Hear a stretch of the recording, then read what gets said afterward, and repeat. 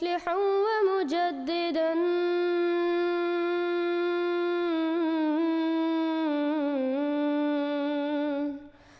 فارنوا بنظر طاهر وجناني. Assalamu Alaikum wa rahmatullahi wa barakatuhu, dear viewers. With us today we have our beloved brother Rayyan from South Africa, and today we will learn about his journey to the true Islam, Islam Ahmadiyyat. Assalamu Alaikum, dear brother.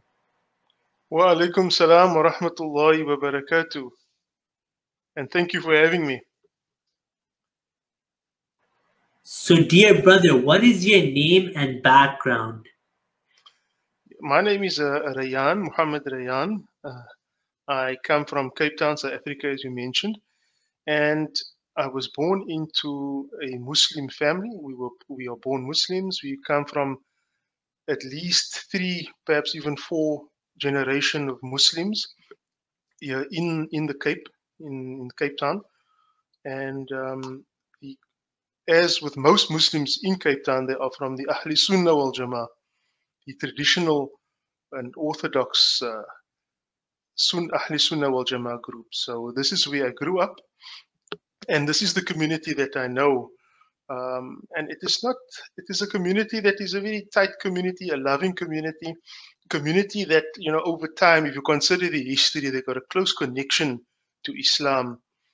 The Muslims in the Cape first started coming here, as slaves back when this was a Dutch colony, and people were brought here through either traders and the Dutch bringing people from Indonesia and from Java and Malaysia and from India, and these people that were brought here initially, who brought the Islamic faith, were people that were political slaves. They were taken by the Dutch because they were creating political difficulties there. They were rising up against the colonialists there in the Far East Islands, and they were then taken away, seen as troublemakers, and brought here to be taken away. And when they came here, we can see from the historical records that these people were deeply connected to their religion.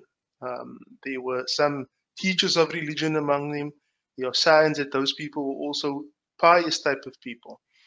In fact, what we do find from historical records is that one of the people that was sent here and was kept in a prison cell, and he was even kept on Robben Island, the same island, prison island, here off Cape Town, off the Western Cape, the peninsula, where Robben Island, where Nelson Mandela also spent a lot of time. We find that there were people there that memorized the Quran and rewrote the entire Quran from memory. They duplicated it from memory. And they were not allowed, as time went on, to spread their religion. And they could only, despite that restriction from the colonialist masters, they still spread their religion through oral tradition, through example, through teaching. And they couldn't do it openly. But when slavery was abolished in about 1835 or so, in the Cape being by that time a British colony also, people were then allowed to practice their faith openly. And so if you look at the traditions of the people, they over time, all these centuries and decades, they stuck to their faith. There's been attempts by other religions to convert them, mostly the Christian people, to convert them to Christianity, to take them away. But we can see by the fact that today there's still a strong Muslim population here, with their challenges, of course, the modern challenges, but they're still here nonetheless. And there is still that sign of love of their religion. And as I mentioned, 1835, they were freed.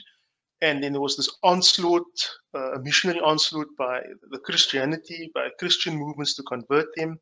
They were not that well versed. There were few educated people, especially on the subject of Islam. And the first evidence we have of Ahmadis coming here is in 1920, when a man called Khwaja Kamaluddin and another English convert to Islam called Lord Yeardley was invited here by Muslims to come and speak in defense of Islam and to give lectures, and they were welcomed. And of course, that time the people didn't know what Ahmadiyyat was about, but this was how the seed first came. And people, they were widely accepted at first. And this continued. But this was the Lahore Jamaat, the Lahore community, not the Qadian Jamaat that is aligned with Khilafat. That Jamaat only came about more or less in the 50s, I believe, where there was a doctor, Dr. Sulaiman, I think it was, who happened to be coming to South Africa, to Cape Town, and was told by the then Khalifa of the Jamaat, the second Khalifa, Hazrat Mirza Bashiruddin Mahmud Ahmad, that if you are here, try and do something, try and establish something to, have Islam propagated here. And he did that. He started a mosque, and he managed to convert a few people, the Ibrahim family being one of the first few people. And the Ahmadis, the Qadian group, then continued. There was no real opposition at first against the Ahmadis. We're talking like the 30s, the 40s, the 50s. The Imams used to come to them for advice, I believe. They used to get books from the Ahmadis, both the Lahore and the Qadian Jamaat. And this all changed around about 1965, where the Muslims during the 50s and 60s were sending their own children to study and to become ulama, leaders, and people to go and study the religion of Islam so that they could in turn lead their own people here. And they came back one day saying, there is a fatwa that was passed by in Egypt by Al-Azhar University, saying that the Ahmadi Muslims that we've become so accustomed to here are not actually Muslims. They are apostates, and we should not associate with them in any way. They are not actually Muslim. The beliefs that they hold, namely that Jesus has passed away and that there's a prophet coming after the Holy Prophet, are beliefs that are against Islam, and therefore we should take action. And what they did was, they did something in 1965. They called a mass meeting at the place called Greenpoint. That's near the Cape Town International Soccer Stadium, the World Cup Stadium, where it is now, around about that area. And they called Muslims together to this mass rally, and they made an announcement. They told people, look, these people, we should shun them. They are not Muslim. They are out of the pale of Islam. We need to stop the spread, because the spread was becoming, it had been spreading quite rapidly amongst the Muslim community. There was no difficulty with it, but now they were instituting a formal boycott against the Ahmadis. And what they also realized was that although there were a few Ahmadis that were now certified as Ahmadis and who claimed themselves to be Ahmadis, many people were in the middle, so to speak, that they were not Ahmadis, but they were very sympathetic. They could not take it upon themselves to declare Ahmadis to be out of Islam. And what they then did, the ulama then did, so they said, well, even if you associate yourself with an Ahmadi, then you yourself are as guilty as them. You also become a non-Muslim. You also become kafir. And it was forbidden at that time to marry Ahmadis, to greet Ahmadis, to trade with them, to buy and sell from them, to marry them. People were just castigated and ostracized like that. And this was 1965, before I was born. And this continued for quite a while. And this is the attempt to suppress the Ahmadis. And the Ahmadis were suppressed. They were persecuted. They were tortured, some of them. Marriages were cut, were ended. There were 7 people that were married. If they did not renounce Ahmadiyyat, sign documents to the effect that they gave up Ahmadiyyat, then they would either remove, if you were married to a Muslim woman, they would annul the marriage. If it was a son, you had to disown the son. If it was your parents, you had to give up your parents. So this is how they cut up the Muslim community, that is the ulama. And this continued for quite a number of years, and it died down slightly. And then the 80s came about. And in the 80s, we joined the Ahmadiyyat Jamaat in 1987 as a family. And we were very young at the time. my brother and my younger sister, the three of us, we joined with our parents. And the 1980s was a very difficult time for the Ahmadis, especially. What had actually happened, because through the 1980s, right up until 1995, the 90s, so the 80s and the mid until the mid and late 90s, it was very difficult for Ahmadis. It was since 1965, but it started to intensify in 1980, because in 1980, what had happened was the Lahore community, and it had nothing to do with the Qadian Jamaat as such. We were not involved in court cases and fighting and opposing people in a violent manner. But what happened was the Lahore Jamaat had put out an advert. They wanted to establish a mosque, and they had asked them. They posted an advert in the newspapers asking for funds. And when the MJC, the Muslim Judicial Council, that's a body that is that puts itself out as the body representing the Muslim community in Cape Town and in the Western Cape, which is a province here where Cape Town is. They started saying that these people cannot be doing this. They're not Muslims. How can they ask for money?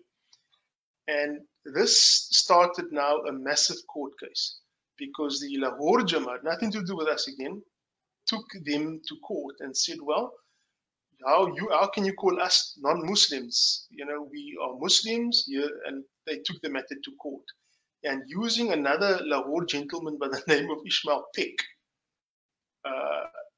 they took the MJC to court, and they wanted a court order. What they wanted a court order to say that they were Muslim, that they could be allowed entry into mosques, that they could be buried in Muslim cemeteries. And this is what the case was about. And this caused a major response from the Muslim community. They just intensified the violence that they already had orchestrated since 1965.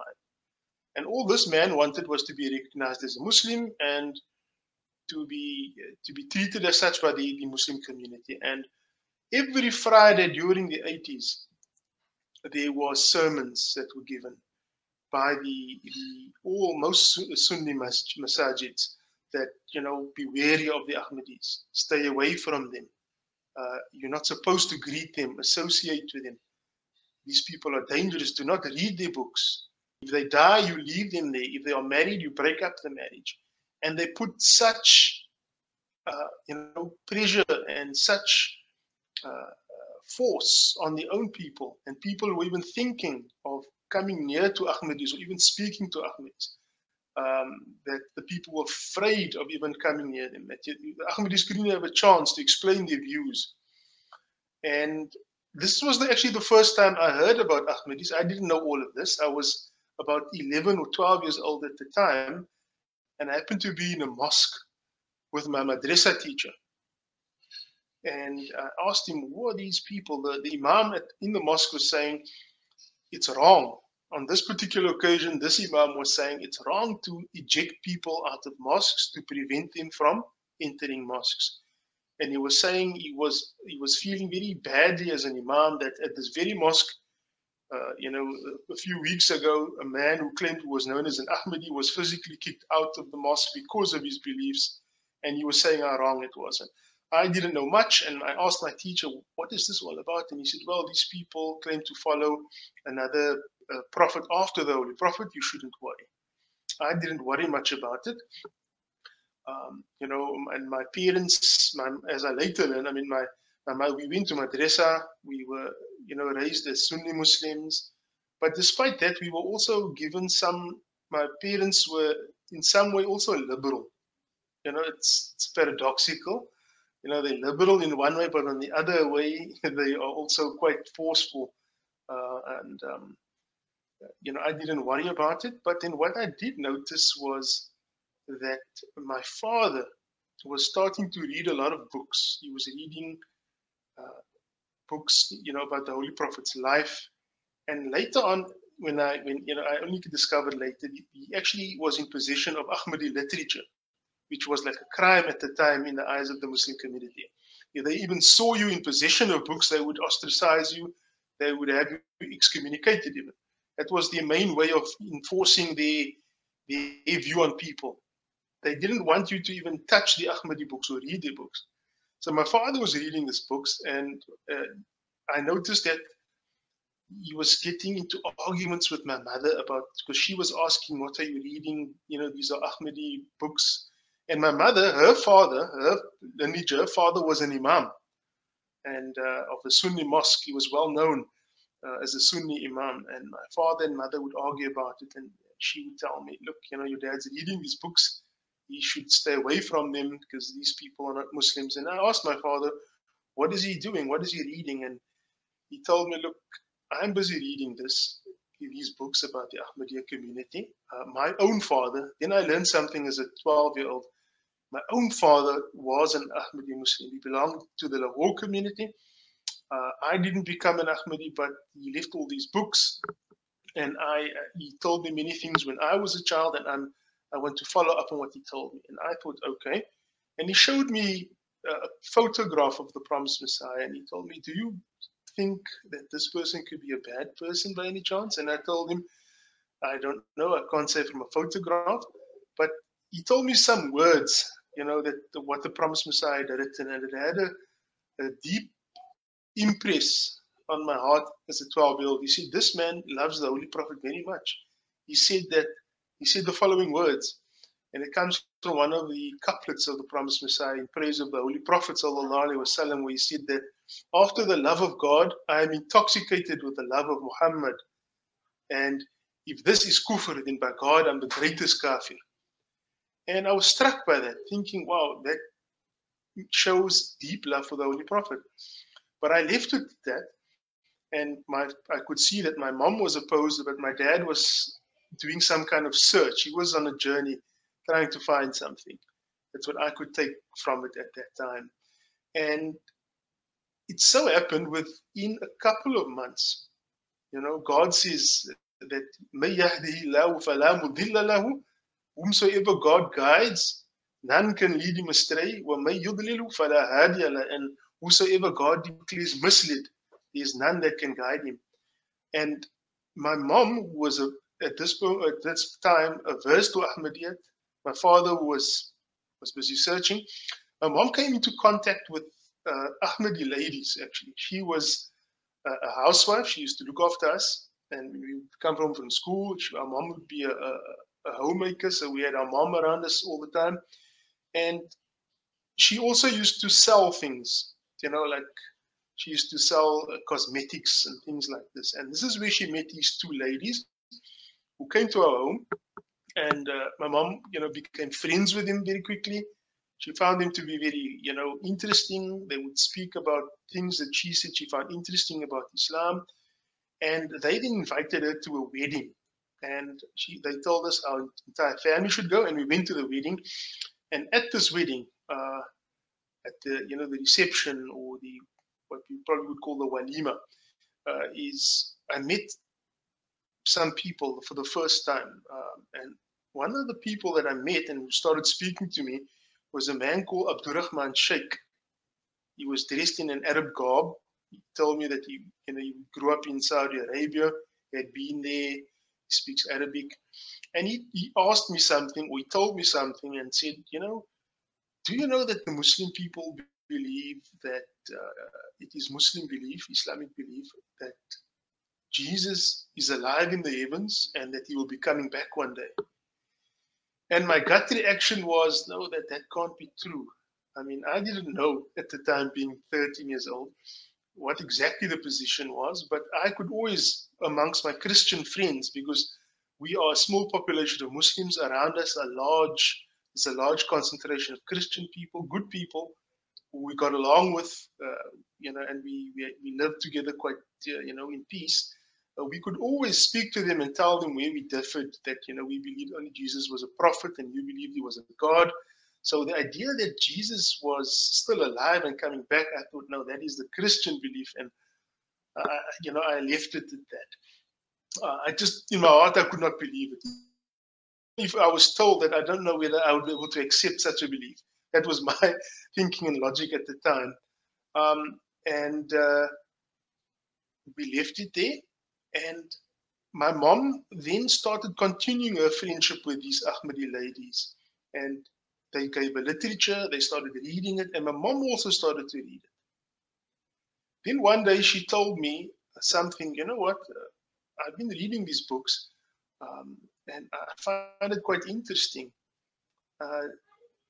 If the Holy Prophet, she said, was the last prophet, do you know that he himself said that there would be people coming after him at the head of every century to revive the faith, called Mujaddids? And we knew about this from our, madrasa classes.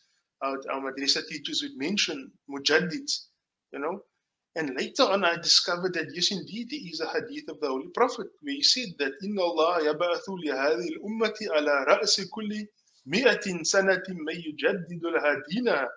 That indeed, said the Holy Prophet, that Allah will raise at the head of every century a person who will reform its faith, the faith of the people. And the list of these Mujaddid, my mom had a list of it.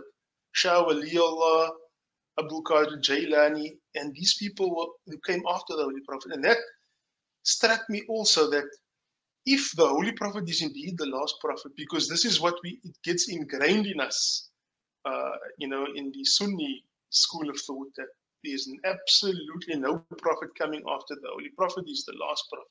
La nabiyya ba'dahu, that is no prophet after me. And that made me understand that definitely the Holy Prophet must have meant something else. That if he indeed closed the path to prophethood, if he did close any idea or any suggestion that there's absolutely nobody coming after him, then why would he say that? Why would he say that? Why would there be a need to reform the faith at the end of every century? And when we think about it, and when we study it, we see that these people were reformers that were sent within the Muslim world after the Holy Prophet, and that they were never well received. They were persecuted. Because I think I started to realize, no, there must be more to this. And in any way, what my mom did was she printed this list of Mujaddids, and she printed them, these names, and at the bottom was a little caption saying, for the 14th century Mujaddid, there's been no other claimant to Mujaddidiyat except a man called Hazrat Mirza Ghulam Ahmad alayhi salam. And she stuck this on our kitchen wall. And I thought, wow, that's a brave step. She was against the Ahmadis at first, but after reading it now she's putting up this here. And she started giving me books as well, and I started to read it as well. And what happened was our family started to get wind of this. Now you must imagine that we are in a traditional Sunni family. It's in the 80s. There's fear going through the community caused by the ulama, teaching people to hate, inciting people to hate to hate other groups, to hate the Ahmadis especially. And now my mom puts this up. And I remember my madrasa teacher used to be a regular visitor to our home. Came there one day and he looked at the list and he said, oh yes, this is true, the Mujaddids. And he started mentioning them.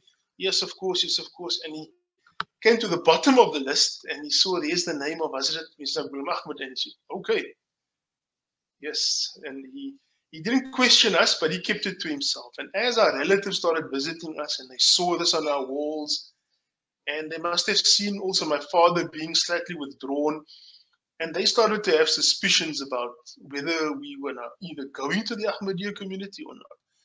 But what had actually happened, after my mom had given me these books, she also asked us, why don't we attend the madrasa?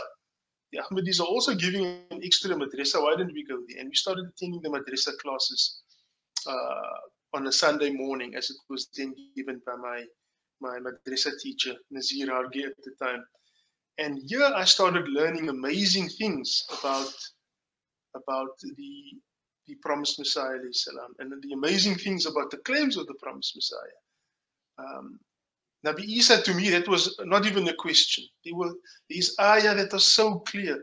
It definitely is not the same Isa that the Holy Prophet ﷺ spoke of in the hadith.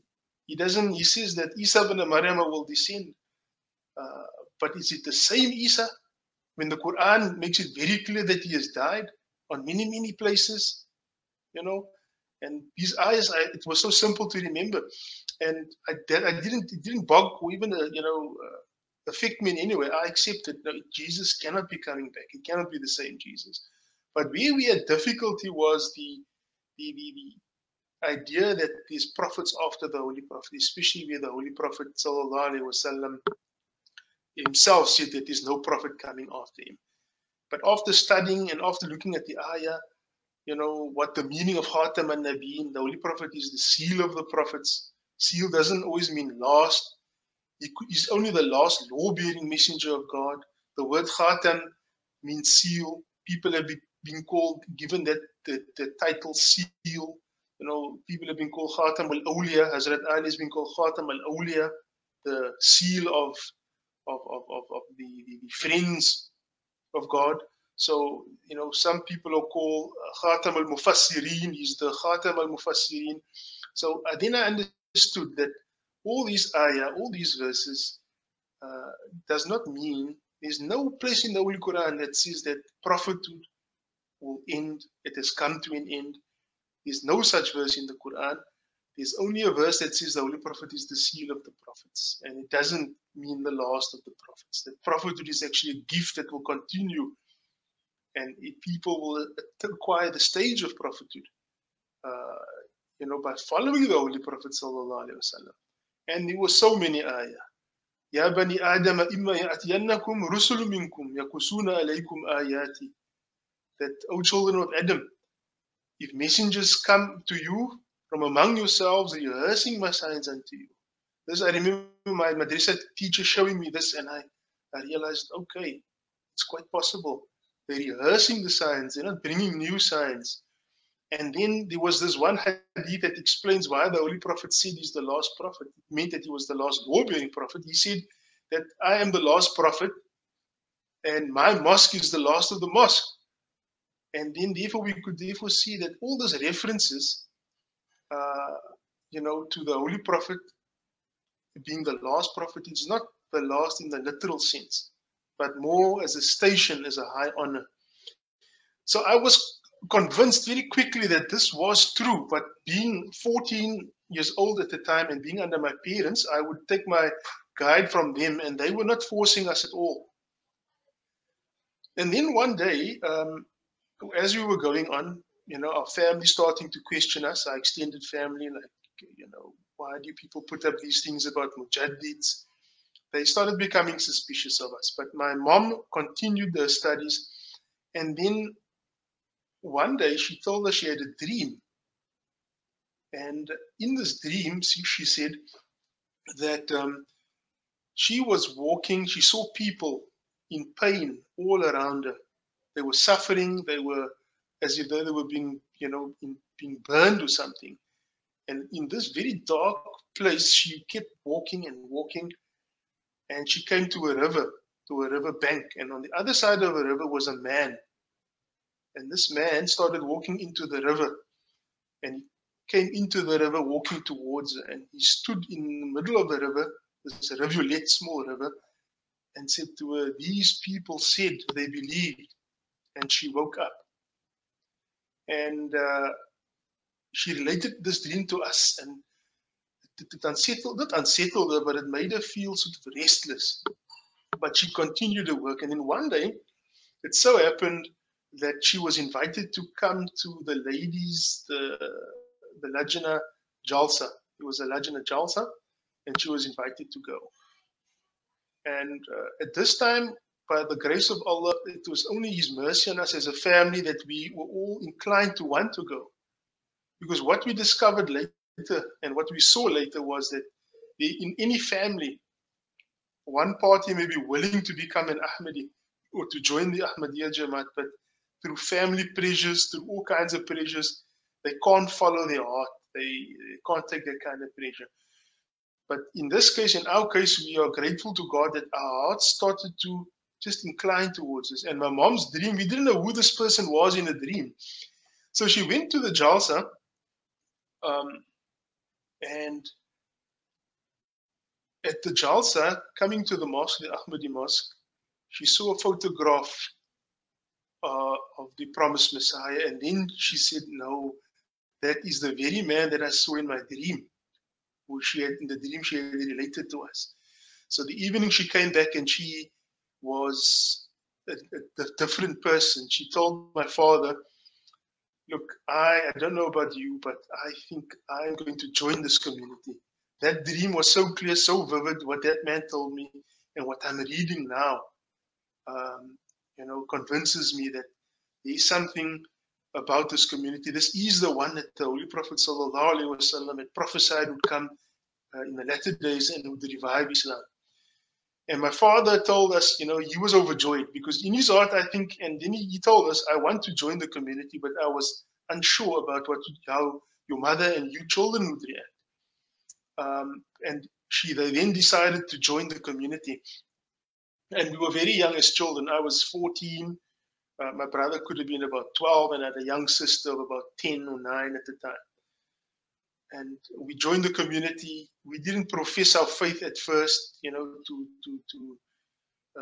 proclaim to everybody that we were Ahmadi, because that would, at that time, we just kept it under wraps, so to speak. But we would not, whether we would actually declare it if we were asked, soon, that opportunity soon came to us. And we didn't know, unbeknown to us, there was one of our own family relatives that was actually, spying on us, keeping tabs on us to see where we were going. And they confronted us one day and said, look, you people have all this literature in your house. You put these things up about Hazrat Mirza Ghulam Ahmad in your house. Are you people Ahmadis or not? Now, it was a big thing for my mother. And I remember the day my one uncle came to ask her this question. And we were all silent. We could hear the question. And she said to him, yes, I am an Ahmadi. And they left. And from that moment on, and for the next following few years, it was, a bit of hard time, because what they did was they tried everything they could for the next 2-3 years to make us renounce Ahmadiyyat, to give up Ahmadiyyat. But with Allah's grace, we were firm.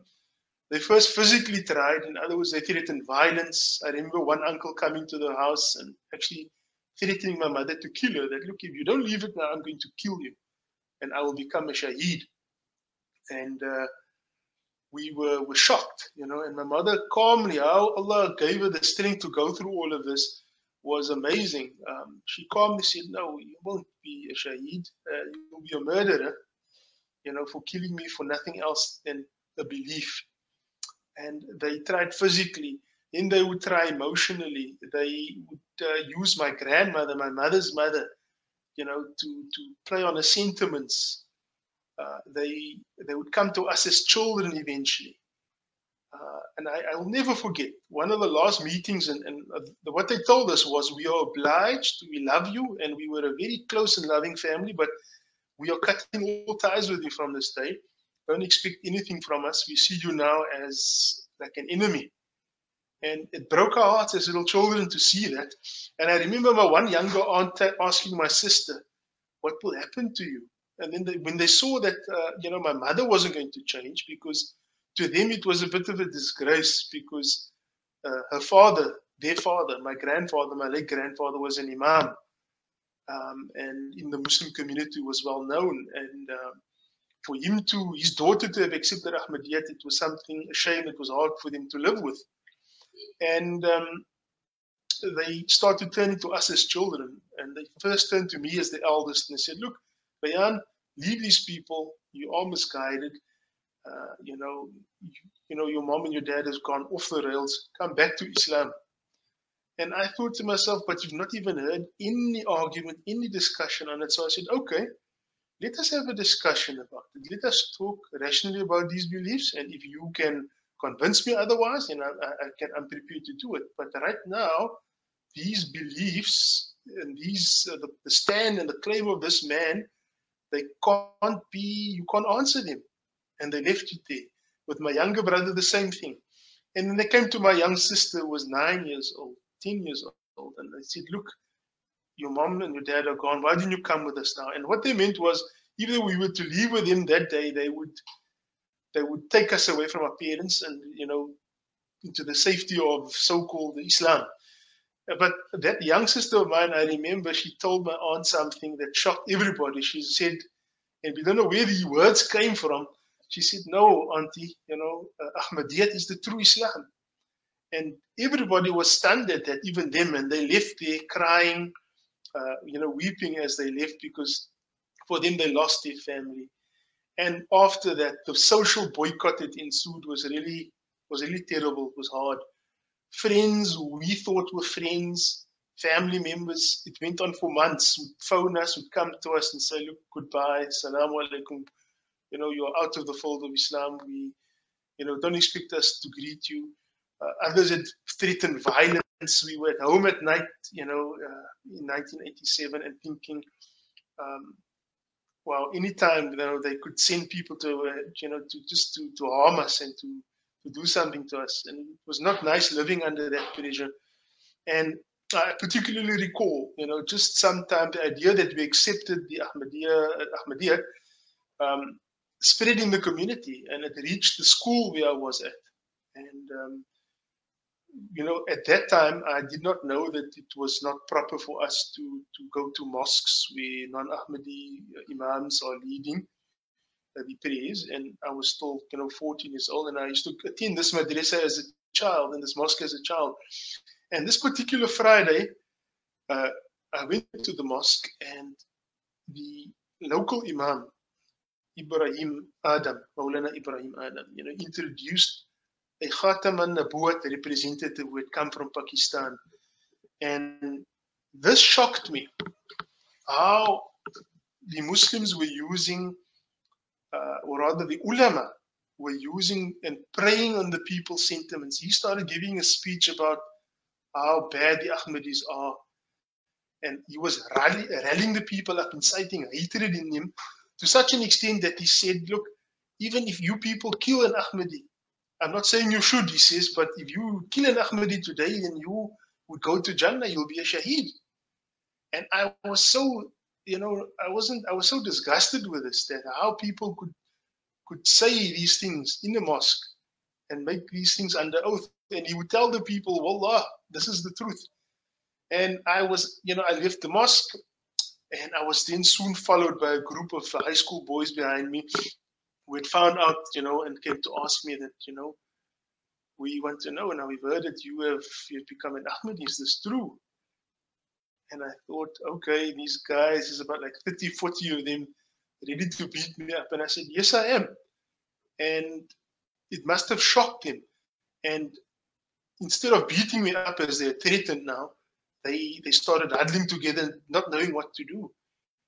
And then I managed, with the grace of God, to escape that, and to escape many, many other incidents where our lives were threatened. We were, going to be either beaten up, or we were going to be suffering amazing, hardships at the hands of these people. And we continued, with the grace of Allah, and to study Islam, to study Ahmadiyyat, and increase our faith and our understanding of Ahmadiyyat. It is when I started studying it now, that I realized that it is indeed what the Holy Prophet ﷺ had said. He had predicted these conditions to the T in his hadith, where he said that, "Yushiku ayyati ala nasi zaman." He said, the time is going to come when la yabqa min al-Islam illa ismuhu. Nothing will be left of of Islam except its name. Islam would be here, it would exist, but it would exist only in name. The true core and the true spirit of Islam would be gone from the people. They would be following only rituals, but spirituality would be gone from them. وَلَا يَبْقَى مِنَ الْقُرْآنِ إِلَّا رَسْمُهُ. Nothing will be left of the Quran except its script, except its the manuscript of the Quran. Today we have Quran reciting competitions. People recite the Quran beautifully, but they have no clue, or have very little idea of the meaning of the Quran and the message, the true message of the Quran. And another part of that hadith which explained a lot to me was the condition of the ulama. I saw firsthand how this Khatam an-Nabuwat representative from Pakistan had lied so openly in the mosque. You know, the Holy Prophet said that ulama'uhum sharru man tahta aydihim as-sama'i min indim. تخرج الفتنة وفيهم تؤود. That their ulama, the ulama of the Muslims of this time, will be the worst creatures under the canopy of the heavens. Evil plots will start with them and return to them. And here we were witnesses to that. All the ulama control body here, you know, have been involved in scandals, in disgrace, in things that are so bad.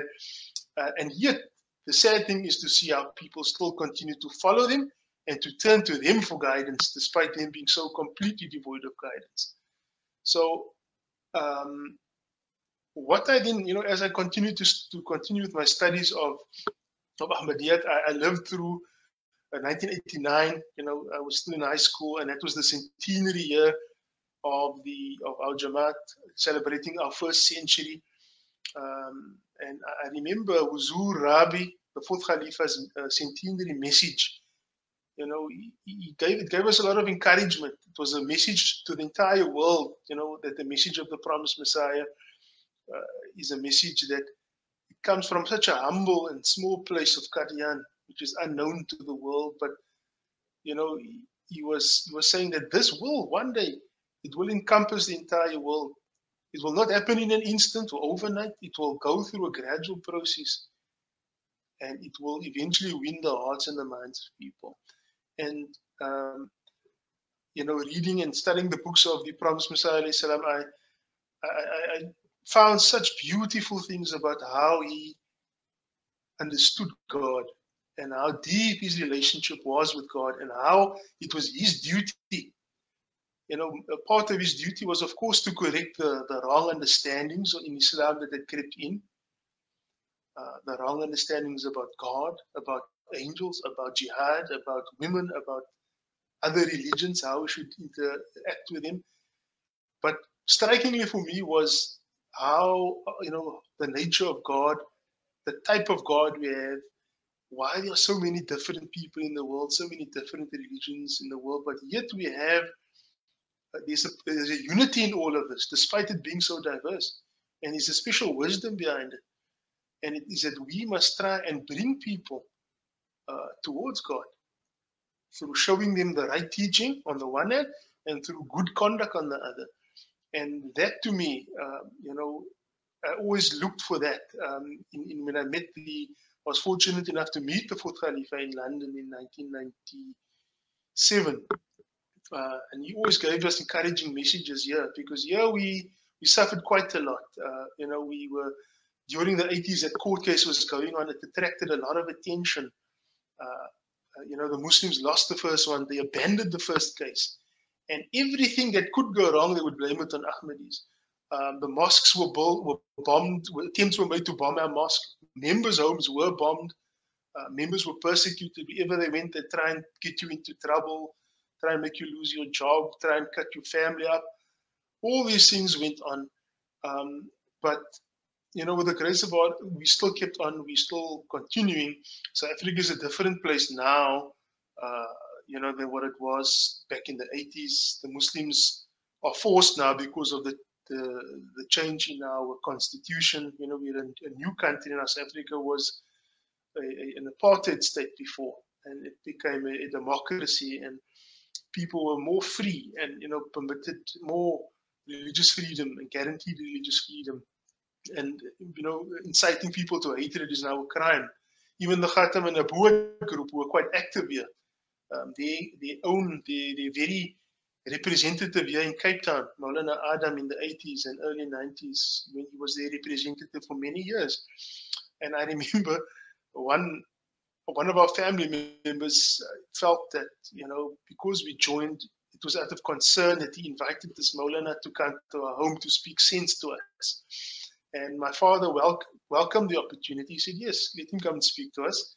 And it was the attempt to try and convince us to see straight and to, you know, realize that we were wrong. And he brought a couple of students with him.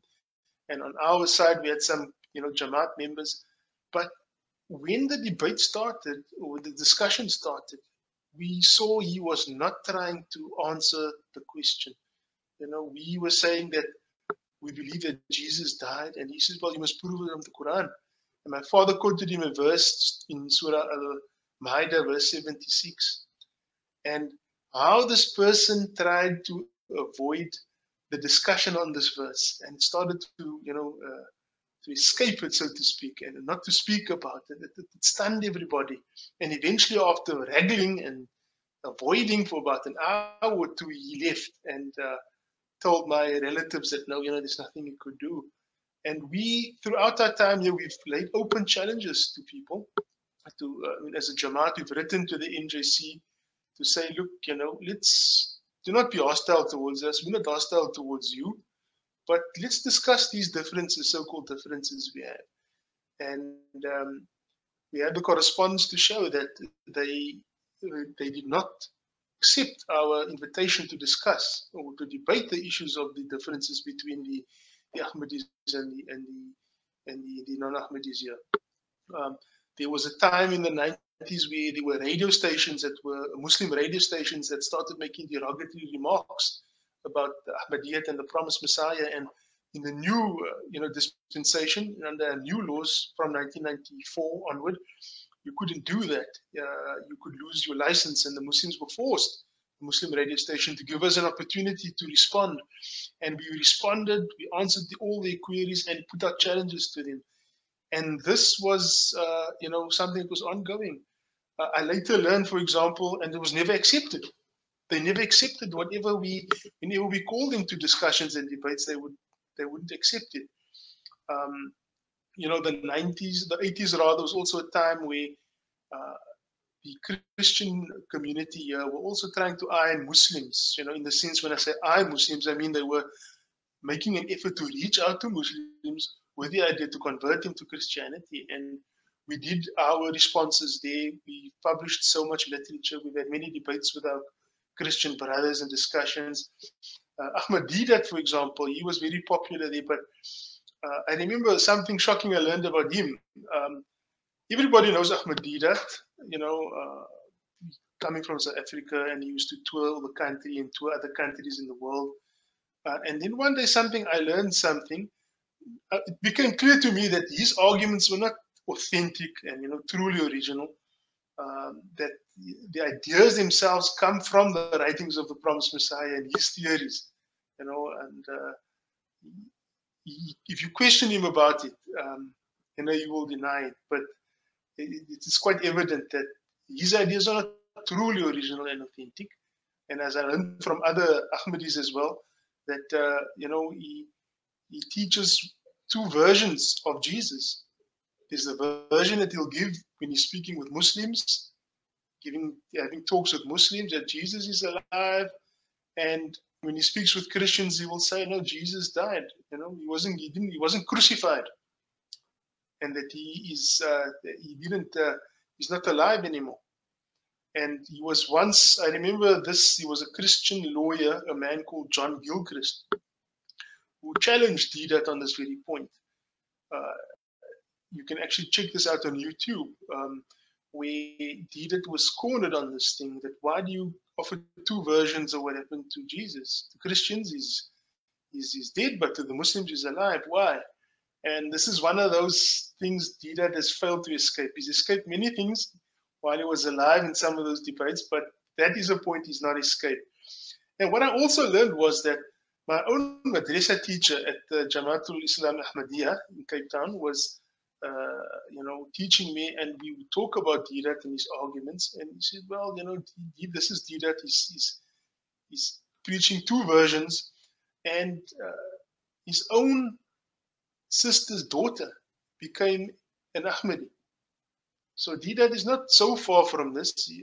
His own relative, his niece, is a member of the Ahmadiyya community.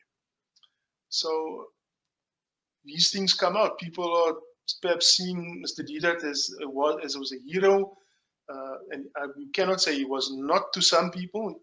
If you consider how the Christian people tried to convert the Muslims to Christianity, he responded, but he responded in a way that was too harsh and did not attract people to Islam. It would make Islam very unattractive to them.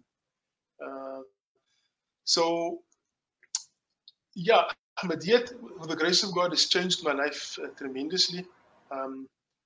I dedicated some of my life when I finished high school. When we became Ahmadi, I wrote to the fourth Khalifa and said I would like to dedicate my life. And my brother also wrote to the Khalifa that we would like to dedicate our lives as missionaries, and we offered to give our lives up for, for training. And this unfortunately couldn't happen, due to the political situation at the time. We couldn't go, and eventually we had to then pursue other careers. But despite that, and Allah knows best, we dedicated large parts of our time, to spreading Islam, and we give a few years of our lives in service and also follow our careers. And what I found is the Promised Messiah ﷺ wants you to increase every human being. It's irrespective of that person's religion. No prophet of God, he comes with a message to change people, but he does not want to see people suffer. He does not want to see people in pain. And people don't realize that the answer and the relief and the remedy for their pain and the difficulty is by accepting that one that God has sent.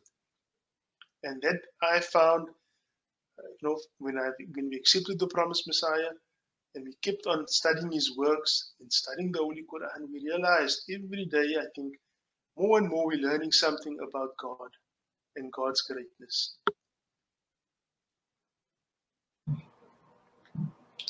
Jazakallah, dear brother. Really inspiring story. May Allah bless your parents as well for their steadfastness and courage to serve the true Islam, Ahmadiyyat.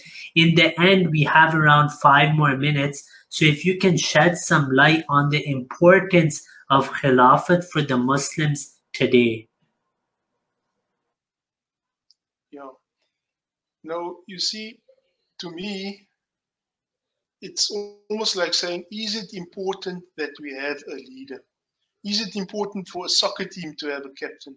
Is it important for a school to have a principal? Is it important for a country to have a president? And then how important is it for those who consider themselves to be Muslims that we have a leader who is guided by God? It is basically an oxygen supply to you. If you stop your oxygen supply, you'll die. So we need Khilafat as much as we need blood in our body. We need him. We need to realize that we cannot operate, we cannot function without a head. And who can there ever be to be a leader amongst Muslims if that leader is not elected by God?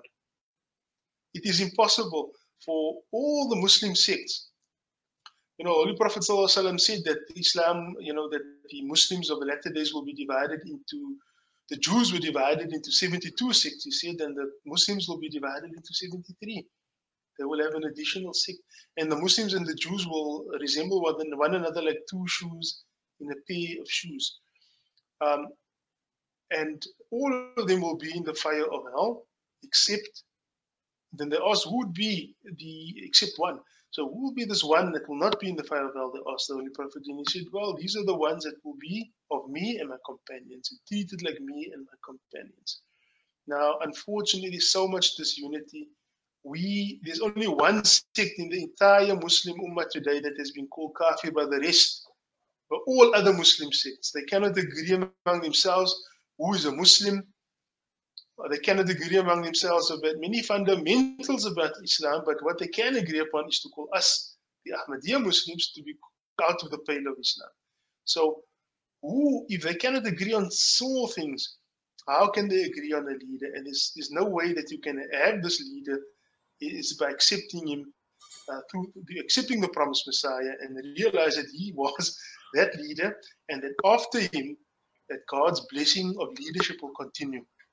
Jazakallah, dear brother. In the end, we pray for all viewers that Allah guides them to the true Islam, Islam Ahmadiyyat, and that Ahmadiyyat, the true Islam, spreads throughout South Africa as well. Jazakallah for your time, dear brother. Assalamu Alaikum. Wa alaikum salam wa rahmatullah. If you have not yet subscribed, make sure to subscribe and click on the bell icon so you can get notifications for every new video. Also make sure to like and comment on the video and follow on Twitter and Instagram.